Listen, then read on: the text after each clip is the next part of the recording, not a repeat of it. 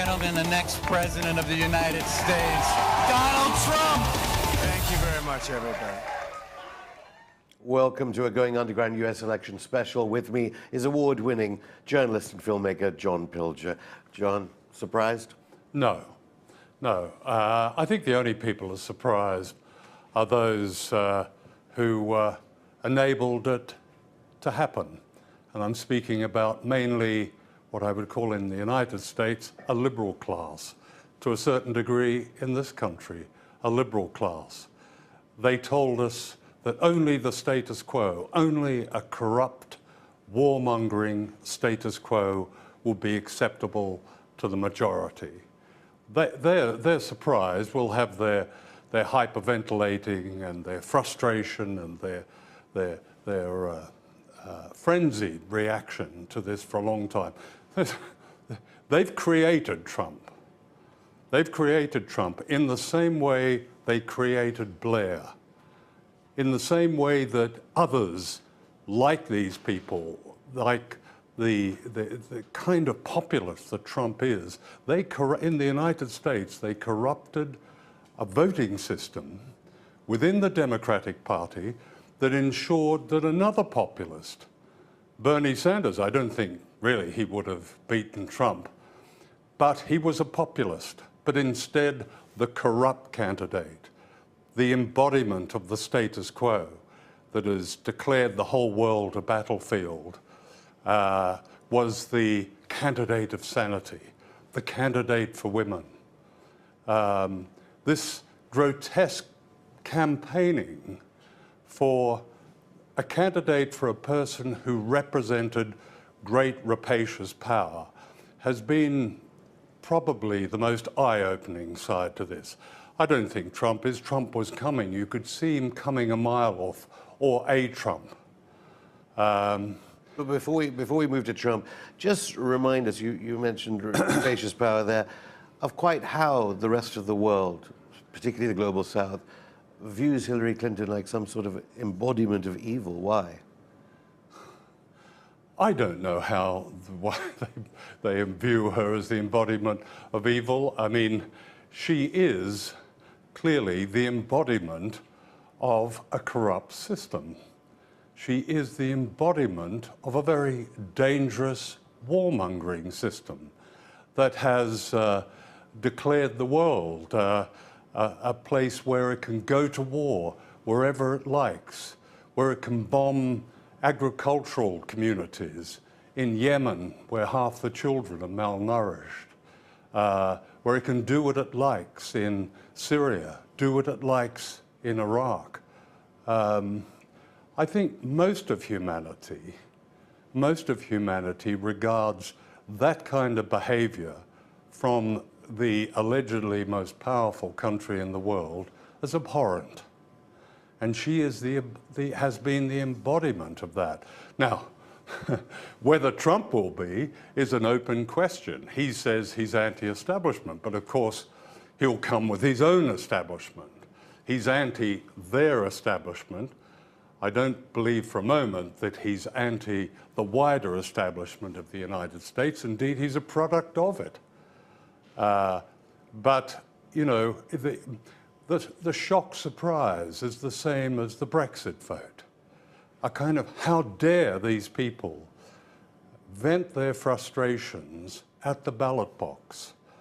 The truth is there was no one to vote for in the United States.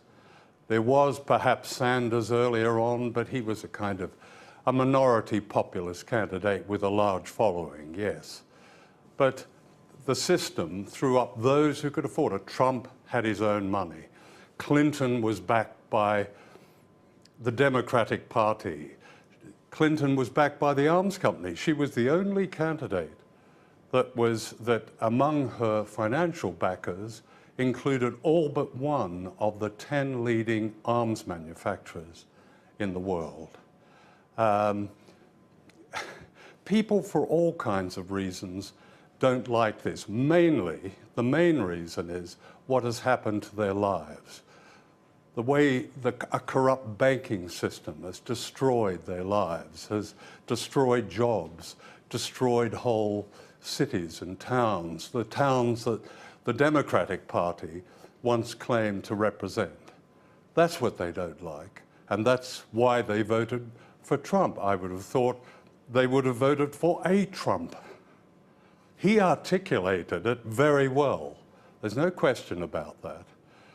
But a Trump coming along up against a candidate representing this corrupt status quo, this corrupt establishment, would have won. But even elites that are part of that corruption surely need to know facts on the ground. Why the elites and all the media which goes along with it, NBC, ABC, CNN, BBC over here, why would the journalists, why would the people themselves not want to know the facts and realize that Trump was going to win? Because you said you weren't surprised, yet they seem surprised. They're not journalists. They're anti-journalists. One of the most revealing aspects of this has been the exposure of journalism. The exposure of journalism as an extension of that same corrupt, established power that I've been speaking about. They're not independent. They are echo chambers. They amplify and echo that which is handed down to them.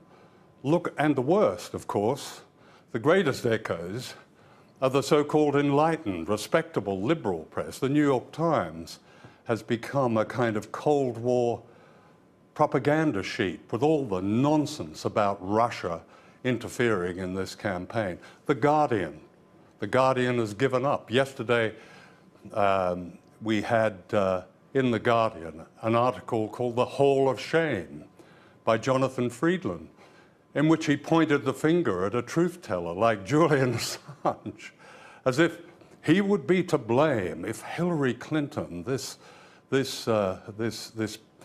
paragon of liberal virtue, was defeated. It was grotesque. That's not journalism. And whether journalists now stand back, they can believe, they can sulk and wring their hands and say, we have somebody now is a monster. Not at all. There was a monstrous situation applied in the United States, and journalists enabled it. In a sense, they created Trump. The liberals, the pro-Hillary people. Yes, the media, because the media, along with the Pentagon, the CIA, the State Department, and all the rest, including the Republican Party, were Trump's opponents. But they were the shouters. They were the shouters, the BBC, CNN, as I mentioned, The Guardian, New York Times, and, you name it. They were all there because Hillary Clinton represented them. Okay, well, millions of people have watched your film that you made on Saturday, that was broadcast on Saturday. You mentioned Assange. Assange in that film said that he wouldn't be allowed to win, Donald Trump. But certainly if Hillary had been in power, not Trump, if Hillary was president-elect, would we expect, pressure on the Ecuadorian government and him just extradited out?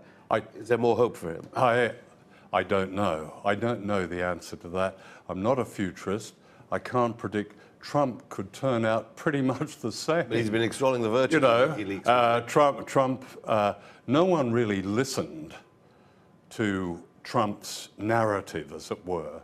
They saw only this salacious side of Trump, getting Trump, in a sense, demonizing Trump. He certainly demonized himself, of course, but now it's different. Now they have to go back through all that news footage and what did that man actually say? What can we expect? Well, they don't know. They don't know, and they're journalists. Extraordinary and shameful. In the second half, I want to talk about Syria and Iraq, but you mentioned that. We don't know.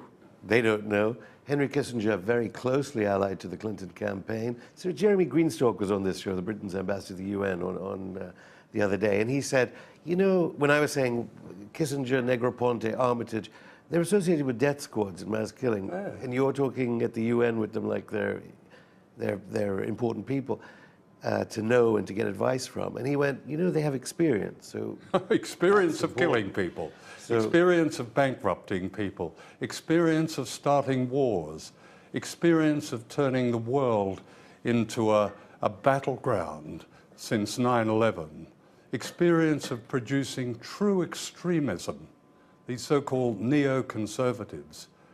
They were around Hillary Clinton. They may well come back. They may well be drawn to Trump. Kissinger had some meeting with Trump as well as Clinton. Well, yes. Well, that's Kissinger. Kissinger, who you know, should have been prosecuted a long time ago. That he appears regularly and is paid on television and is paid by television to appear on. This man is someone who should be prosecuted, and his opinion is sought. I'm not saying that ordinary Americans thought about that, but their own lives, the lives of working people, and the lives of much of the renowned middle class of the United States have been eroded and destroyed in many ways. 2008 destroyed the lives of so many people in the United States. Homes were repossessed, jobs went. Cities that were once thriving became a sort of piles of rust. And yet a Goldman Sachs candidate was expected to do well in the Rust Belt. Really?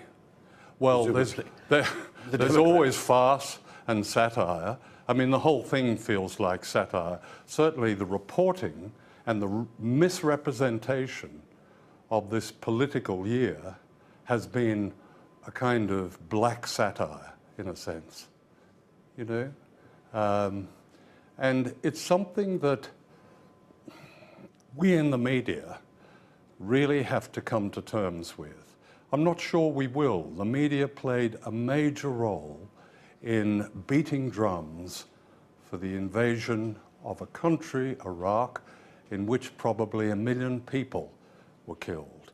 The media played a major role in the beating of drums for the destruction of Libya, which, as Julian Assange explained in his interview with me, was Libya, the cork in the African bottle, as he described it, created the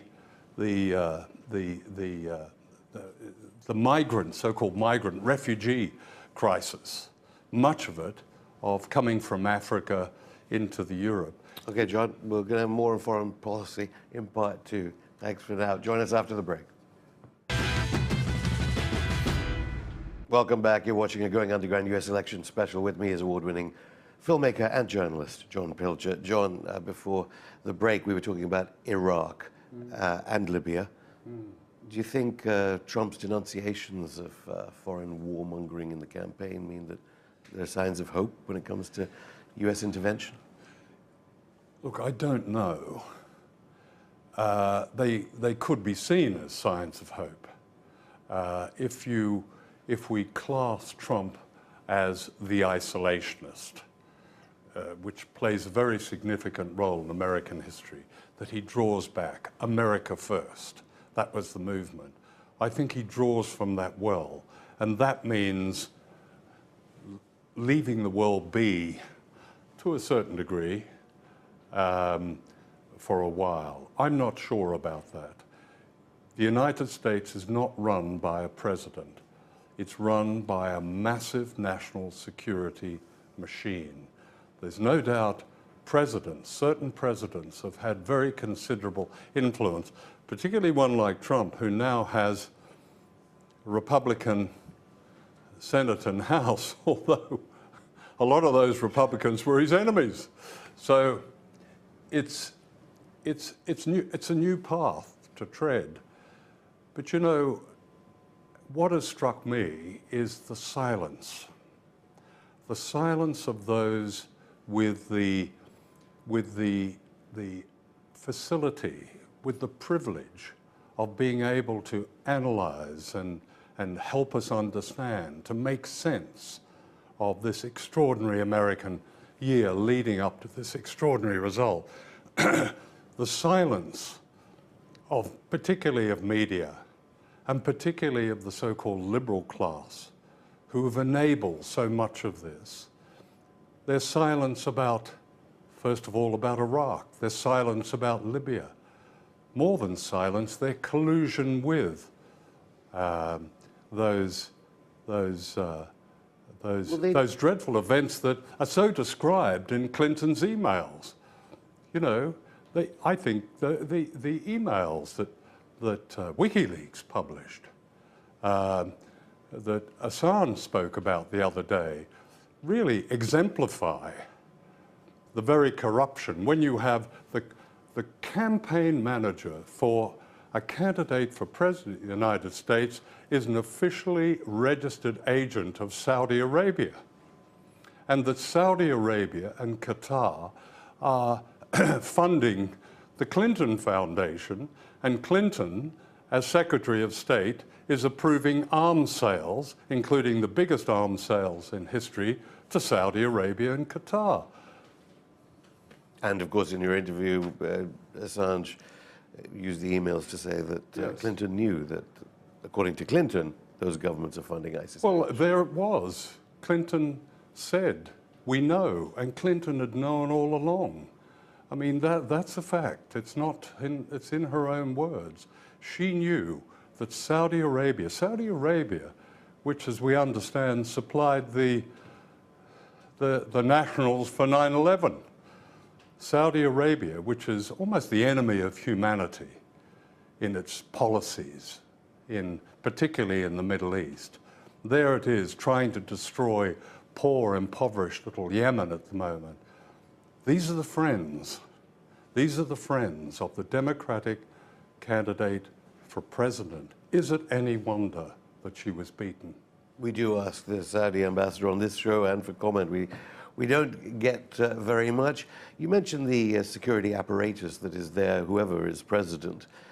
They certainly must have been alarmed when Trump appeared to be, in the establishment's view, weakening NATO by statements about NATO members having to pay their own. Yes, especially, you know, he at the time of the the Republican National Convention, he demanded that shipment of arms, new arms to NATO, was taken off the platform of the Republican Party.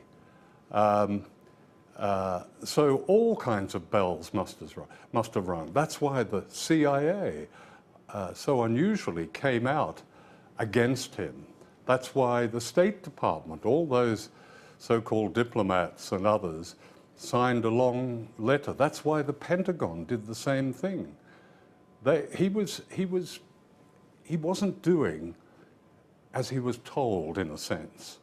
Now, whether his own establishment, we hold our breath, his own establishment may well do something very similar. There's no question about it. This is not a matter of so-called supporting Trump. That's over. Americans have voted him in as president. But we really we do have a right to understand and analyze the true implications of this and how it got to this. But in terms of U.S. national security, Saudi Arabia and its ally Israel could retaliate for any possible Trump policy that was going to make a big change. Yes, they could. All sorts of things could happen, and the United States could decide to make a genuine peace accord with Russia and with Syria, and bring a semblance of order and peace to that country. That could happen as well.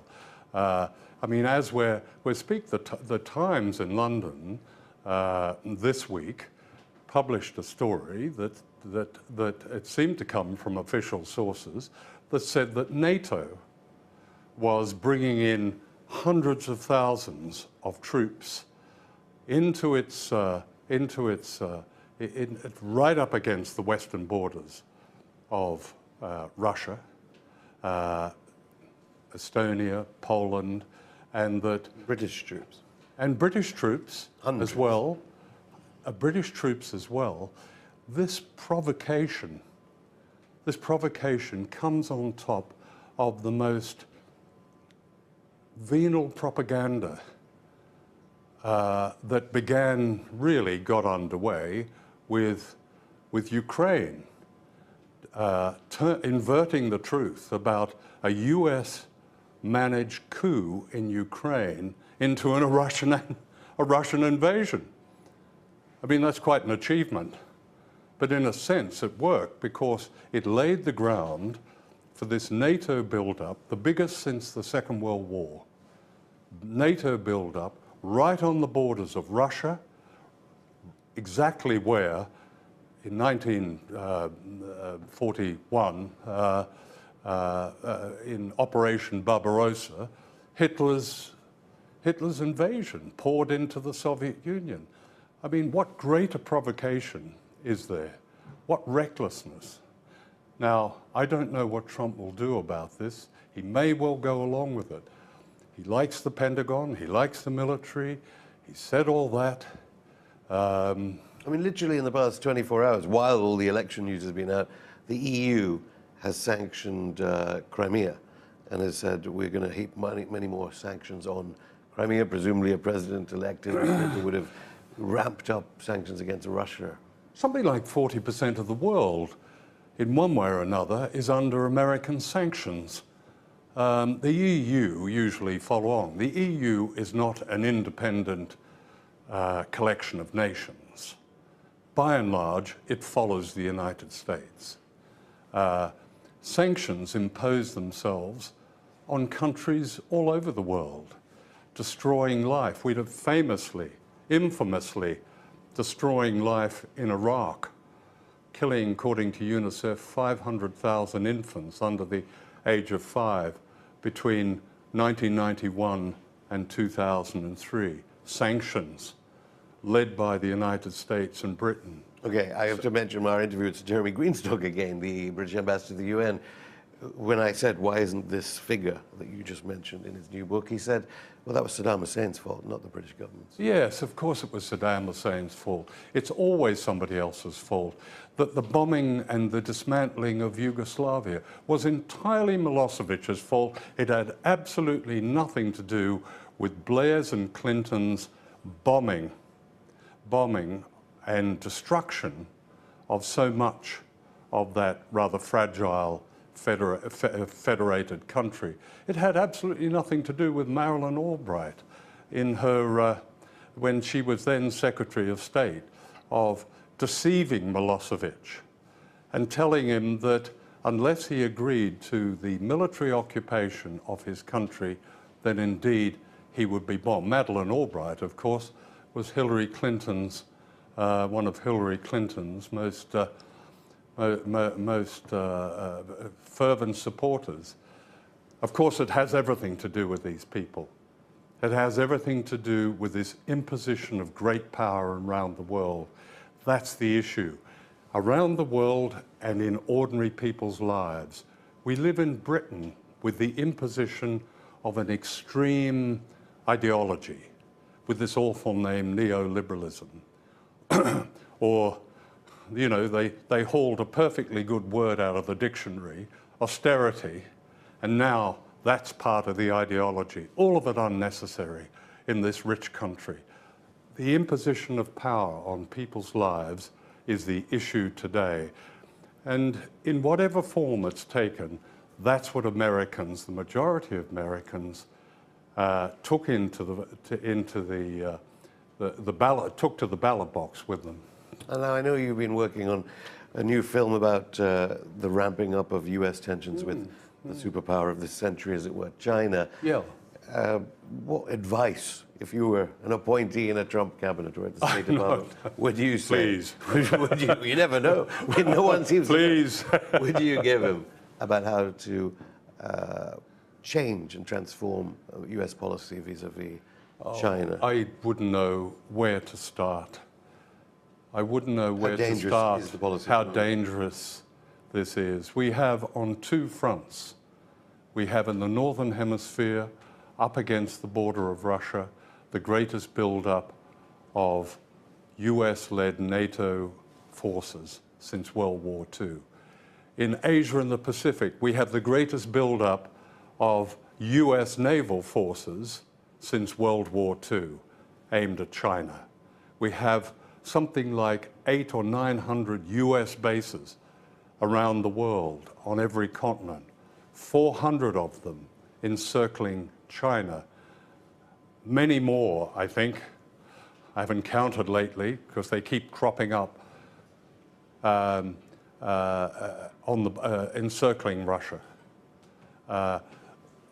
It only needs, I'm not saying that those who are doing this want nuclear war. Even they must understand that it would mean their own destruction. But this recklessness, I've often felt, could lead to the kind of mistake or accident that begins something. And that is all about the imposition of power that comes from within the West. That is the issue. That's the issue that this election campaign has thrown up, and that's the issue about which so many of those, the educated liberal class, those with the privilege of public platforms, have kept silent about. Keeping that out of the campaign in the United States has been a liberal exercise. Keeping it out of the reporting of the campaign in this country has been the same exercise. John Pilger, thank you.